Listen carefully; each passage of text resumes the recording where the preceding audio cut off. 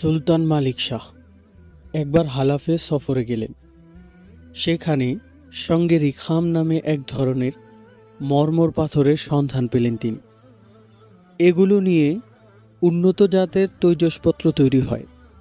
সুলতান 5 মণ সঙ্গে রিখাম ইস্পাহানে পৌঁছে দেওয়ার নির্দেশ দিলেন। 2 আরবি উট সাওয়ার তখন ইস্পাহান যাচ্ছিল। একজনের 6টি উট, আরেকজনের 4টি উট ছিল। প্রথম থেকেই 5 মণ জিনিসপত্র উটগুলোর উপর ছিল। সেগুলোর উপরেই এই 5 মণ পাথর ভাগ করে বন্টন করে দেওয়া হলো। খালি উট পাওয়া যেতে কয়েকদিন লেগে যেত, তাই এই অবস্থা। সুলতান মারুতে পৌঁছে জানতে পারলেন সঙ্গে রিখামও পৌঁছে গেছে।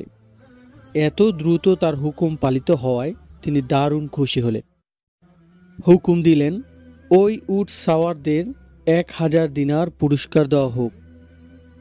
খাজা তুসি সুলতান নিজামুল মুলককে বললেন, এই 1000 দিনার 2 উট সাওয়ারের মধ্যে বন্টন করে দিন।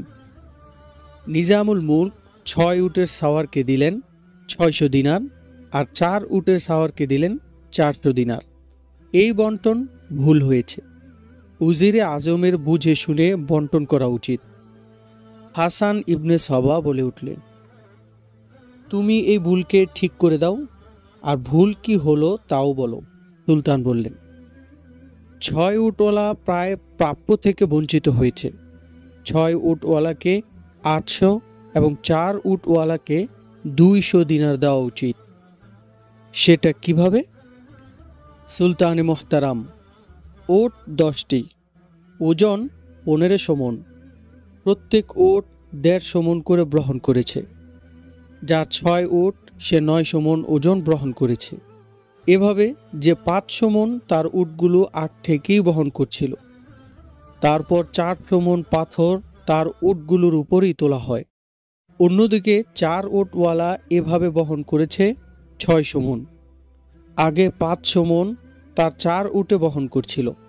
পরে আরও 100 মণ সঙ্গে রিখাম আর উটগুলোর উপর তোলা হয়।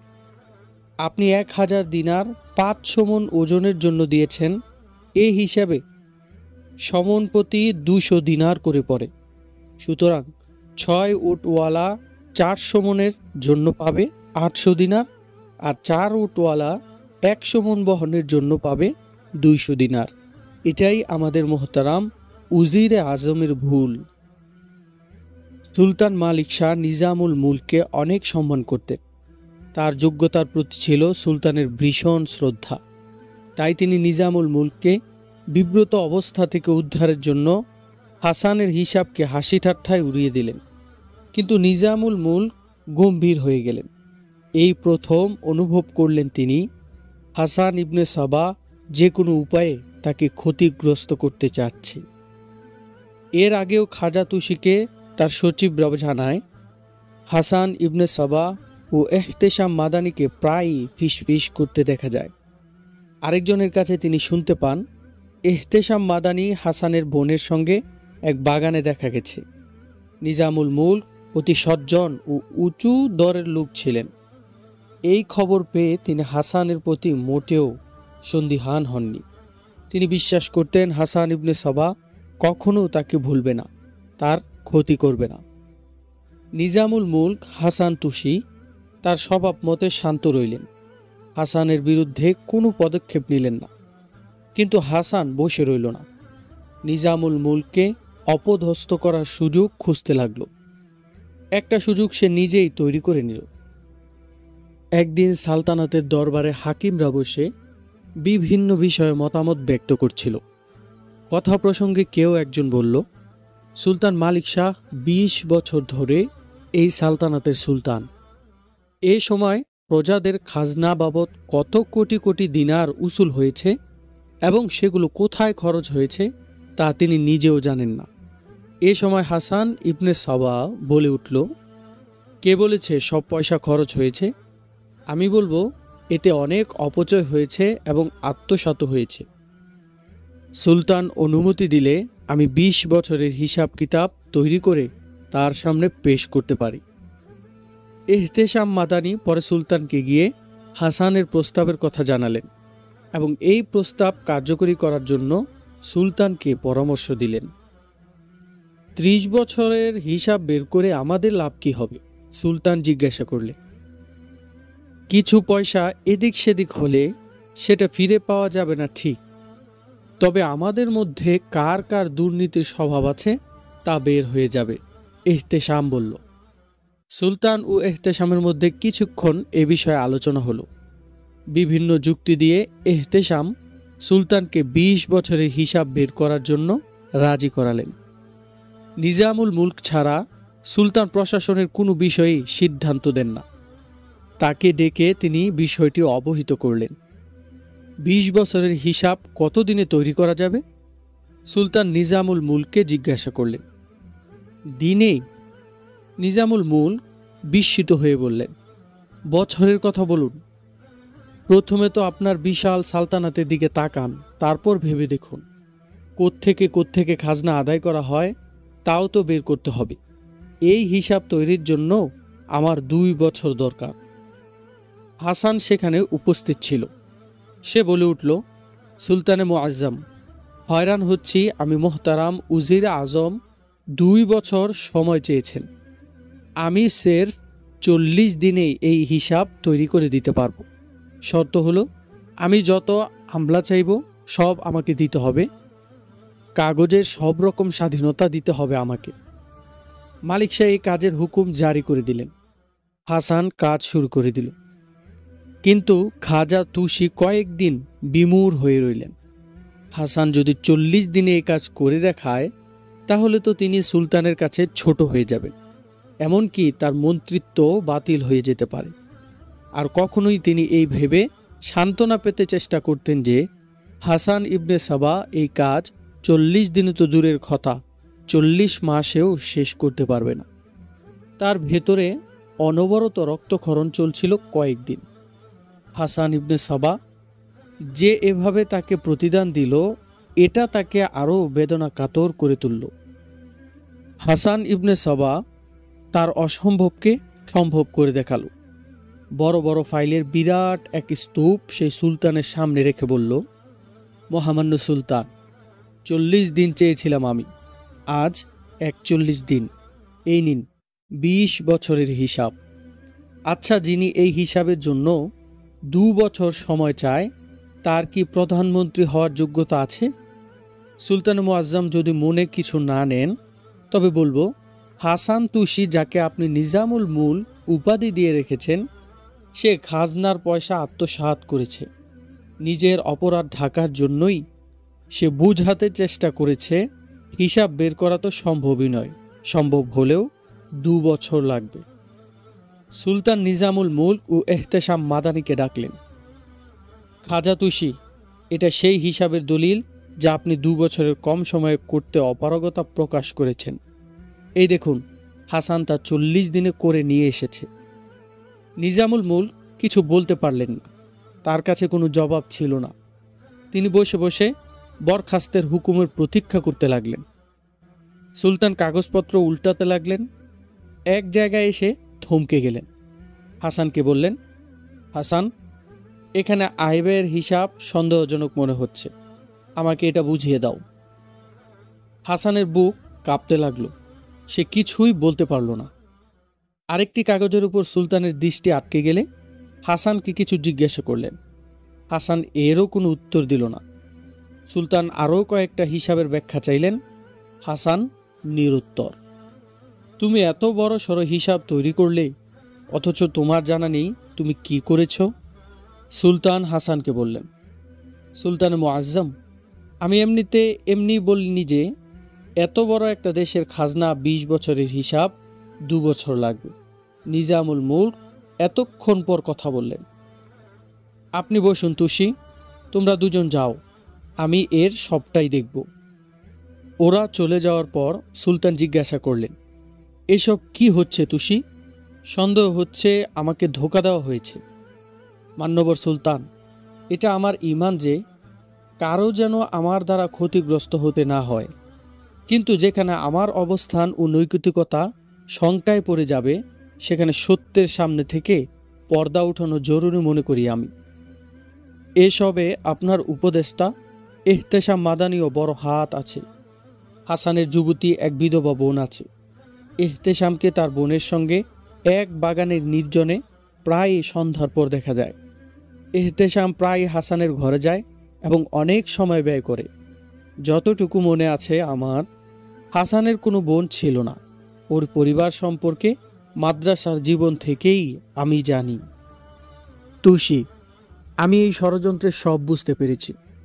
কয়েকদিন থেকে এহতেশাম আমার কাছে বসে হাসানের প্রশংসা করে এবং চাপা গলায় আপনার বিরুদ্ধে দুই এক কথা বলে দেয়। সুলতান কথা বলতে বলতে চিন্তামগ্ন হয়ে পড়লেন। একটু পর মাথা উঠিয়ে বললেন, আপনি হাসানের সাথে এমন করে কথা বলুন যেন আমি তার তৈরি হিসাব বুঝে নিয়েছি এবং এটা বিলকুল সহি।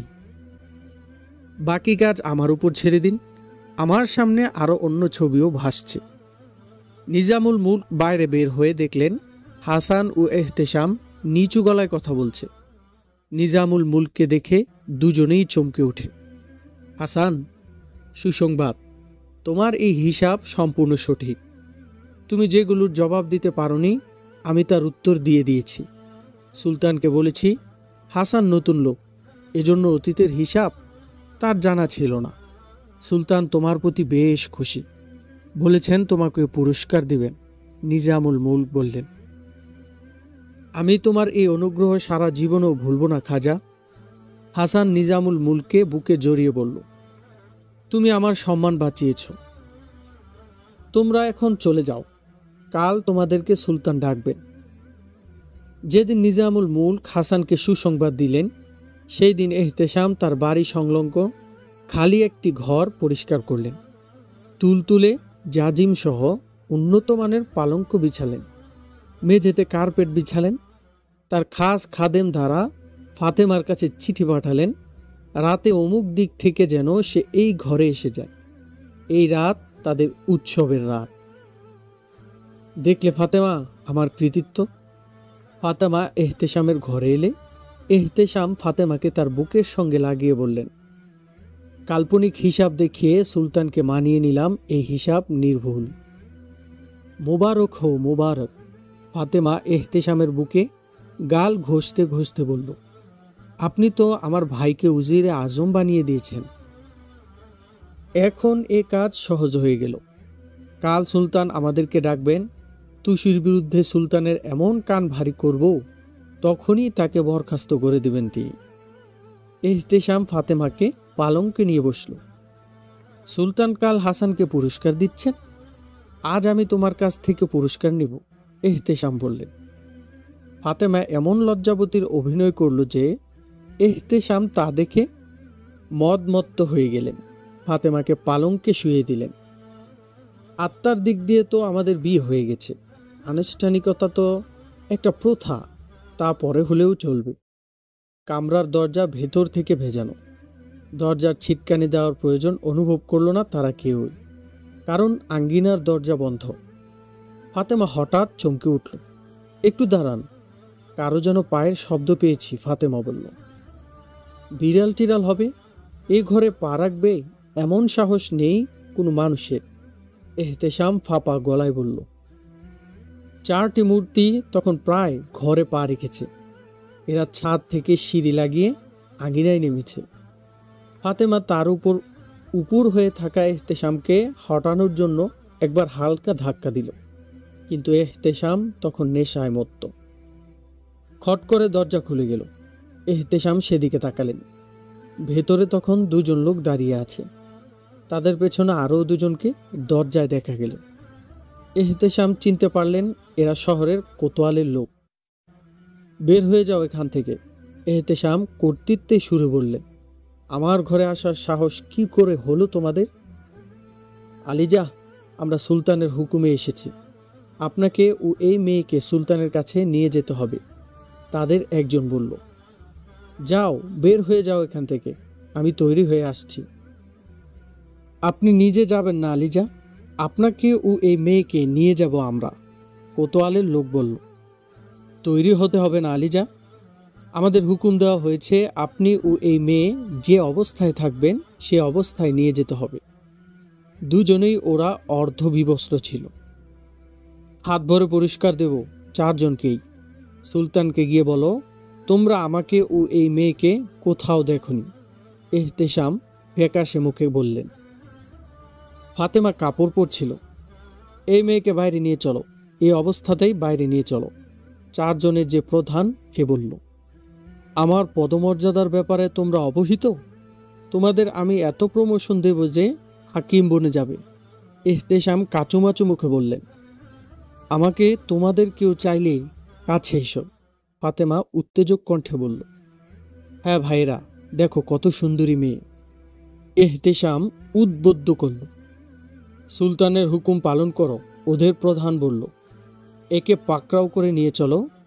সে এহতেশামকে বলল, আলিজা, আমাদের হুকুম দেওয়া হয়েছে, আপনি ঝামেলা করলে মাথায় আঘাত করে বেহুশ করা হবে, তারপর কারাগারে নিক্ষেপ করা হবে। এহতেশাম মাদানি আর কথা না বাড়িয়ে ওদের সঙ্গে মাথা নিচু করে হাঁটতে লাগলেন। ফাতেমাকে টেনে হেঁচড়ে নিয়ে যাওয়া হচ্ছিল। তার জন্য অর্ধ উলঙ্গ বা পূর্ণ উলঙ্গ কোনো ব্যাপার ছিল না, সে প্রশিক্ষণপ্রাপ্ত মেয়ে। দুজনকে থানায় নিয়ে গিয়ে আলাদা আলাদা কুঠুরিতে বন্দি করে রাখা হলো। হাসান ইবনে সাবা ও এহতেশাম মাদানির ষড়যন্ত্রের ব্যাপারে নিশ্চিত হওয়ার পর সুলতান যখন শুনলেন হাসানের বোনের সঙ্গে এহতেশামের মেলামেশার কথা, আরও জানলেন হাসানের কোনো বোন নেই, তখন তার মনে খটকা লাগলো। তাই সুলতান নিজামুল মুলককে বললেন, হাসানকে সুসংবাদ দিয়ে দিন যে তার সব সংবাদ সঠিক। এর দ্বারা সুলতান চাচ্ছিলেন হাসান ও এহতেশাম মাদানি যেন দুশ্চিন্তায় না থাকে এবং নির্ভাবনায় তাদের অপরাধকর্ম চালিয়ে যায়। নিজামুল মুলক চলে যাওয়ার পর সুলতান শহরের কোতোয়ালকে ডেকে সব ঘটনা খুলে বললেন, এহতেশাম ও ওই মেয়েকে একসঙ্গে পাকড়াও করতে হবে। সুলতান বললেন, এখনই গিয়ে লোক ঠিক করো, সন্ধ্যার পর ওরা কোথাও একত্রিত হয় কিনা। একজন এহতেশামের পিছু লাগবে, আরেকজন ওই মেয়ের।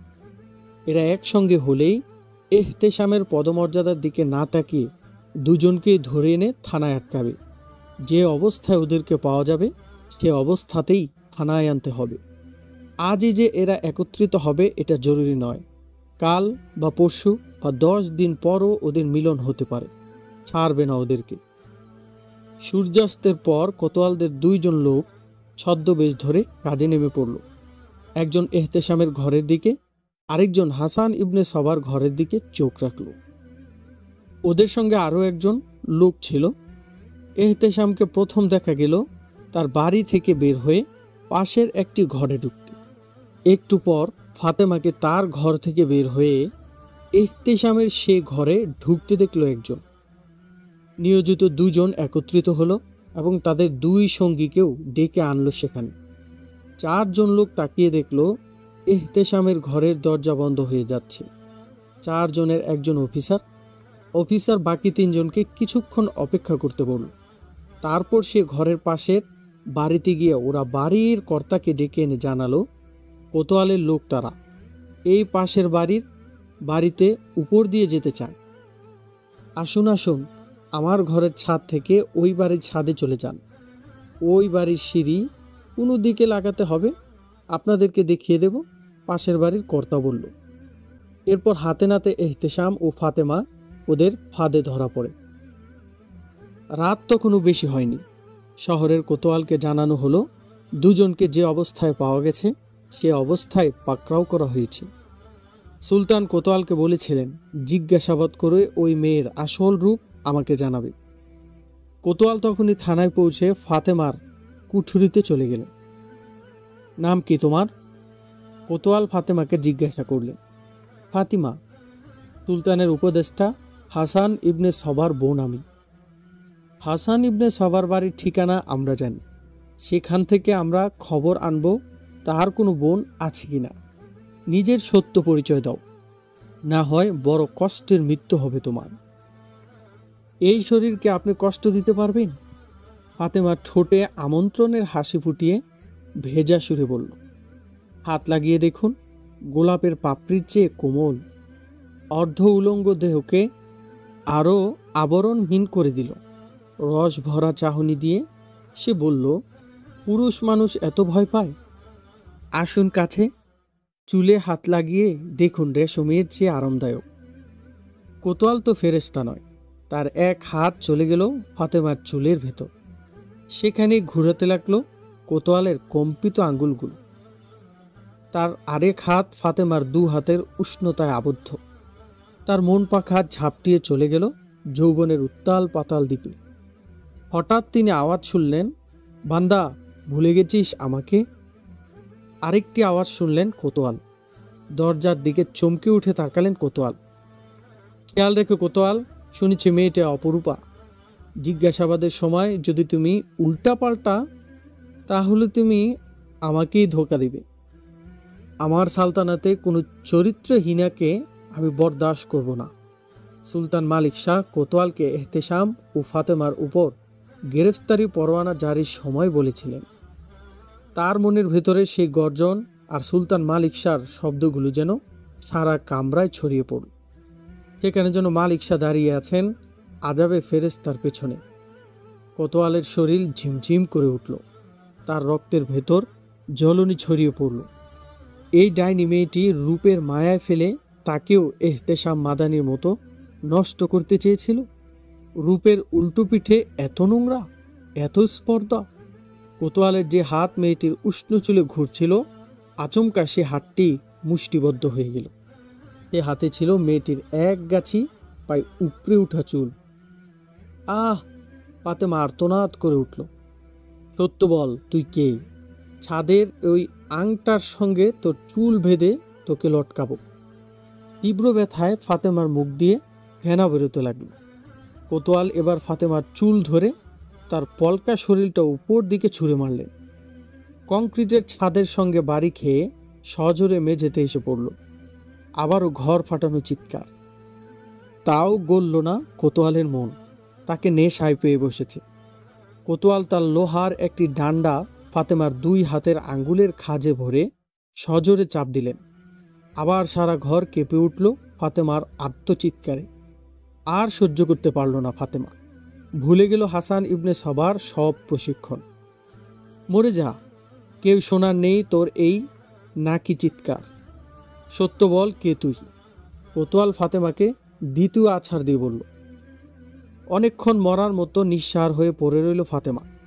তারপর তার মুখ নড়ে উঠল। আস্তে আস্তে সব বলে দিল।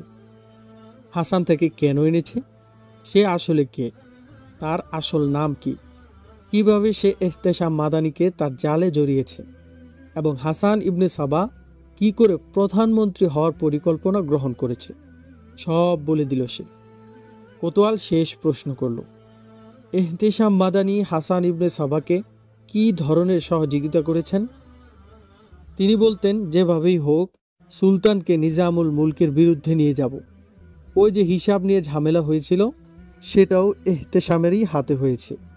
তিনি বলতেন, এই হিসাব দেওয়ার পর এমন অবস্থা হবে যে সুলতান নিজামুল মুলকে অপসারণ করবেনি। হাসান জানতো ফাতেমা আর এহতেশাম আজকের রাতে আনন্দ করবে, কিন্তু এত দেরি হবে সে ভাবেনি। মাঝরাতের পর সে খাদেমকে এহতেশামের বাড়িতে পাঠালো। খাদেম এসে জানালো, এহতেশামের দারোয়ান তার মুনিবের অপেক্ষায় জেগে বসে আছে। হাসান নিশ্চিত হয়ে গেছে এহতেশাম ও ফাতেমা অভিসার থেকে ফেরেননি। আজ দারুণ মৌজ করছে ওরা, করুক। আজ সে দারুণ খুশি, কালই তো সে হবে প্রধানমন্ত্রী। ফজরের আজানের পর হাসানের দরজায় বাড়ি পড়ল। ফাতেমা এসেছে মনে করে হাসান দরজা খুলে দেখল থানা থেকে 2 সিপাহী এসেছে। কেন এসেছে? হাসান জিজ্ঞাসা করল ওদেরকে। নির্দেশ এসেছে আপনি যেন ঘর থেকে বের না হন, এক সিপাহী বলল। কেন? কে এই হুকুম দিয়েছে? কারণ তো জানি না আলিজা, কোতোয়াল আমাদের হুকুম দিয়েছেন। আপনি ধরে নিন আপনি গৃহবন্দী, আরেক সিপাহী বলল। ফজরের নামাজের পর সুলতান কোতোয়ালকে ডেকে হুকুম দিলেন, হাসান ইবনে সাবা, নিজামুল মুলক, এহতেশাম ও সে মেয়েটিকে তার সামনে হাজির করতে। ওরা এলেই সুলতান ফাতেমাকে বললেন, গত রাতে কোতোয়ালকে যে জবানবন্দি দিয়েছ, আজ সেটা আবার দাও। ফাতেমা আবার সব বলে গেল। এসব কি সত্যি এহতেশাম? সুলতান এহতেশামকে জিজ্ঞাসা করলেন, এই মেয়ে যদি ভুল বলে থাকে তাহলে বলো সত্য কি? এই মেয়েকে আমি জল্লাদের হাতে তুলে দেব। যদি তুমি মিথ্যা হও। না সুলতান মুআজ্জম, ওর বক্তব্য সম্পূর্ণ সত্য। আমি শাস্তির উপযুক্ত। আপনার সঙ্গে আমি নেমক হারামি করেছি। আমাকে মাফ করে দিলেও আমি আপনার আশ্রয়ে থাকব না আর। এটা আপনার আশ্রয়ের অপমান হবে। এহতেশাম কাঁদো কাঁদো হয়ে বললেন, এহতেশাম, তোমার মতো একজন বুদ্ধিমান যে এক মেয়ের ধোকায় পা দিয়েছ, এজন্যই আমার আসল দুঃখ। সুলতান মুআজ্জম, এহতেশাম ধীর গলায় বলল, আমি এখনো আপনাকে বিচক্ষণ বলে শ্রদ্ধা করি। আমার বুদ্ধি ও জ্ঞানের উপর আমার এজন্য গর্ব ছিল যে পরামর্শই আমি আপনাকে দিতাম আপনি সেটা গ্রহণ করতেন এবং সেটা সফল হতো। কিন্তু আমি অনুভব করছি আমার জ্ঞান ও অভিজ্ঞতা ত্রুটিপূর্ণ ছিল।